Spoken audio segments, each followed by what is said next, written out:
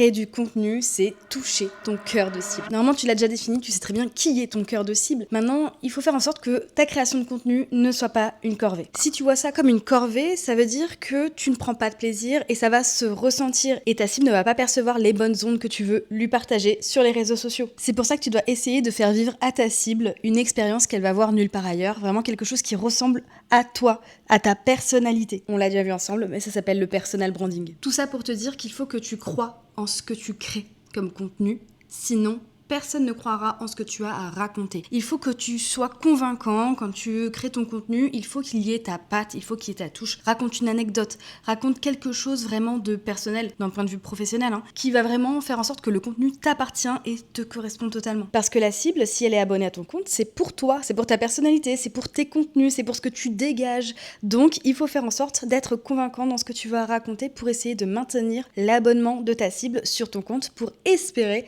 pouvoir la transformer peut-être un jour en prospect, puis en client. Et si tu veux des conseils beaucoup plus personnalisés pour ton business, n'hésite pas à me contacter. On voit ça ensemble lors d'un coaching personnalisé. Ce sera avec plaisir que je t'aiderai à transformer ton audience en abonné, puis en prospect, puis en client.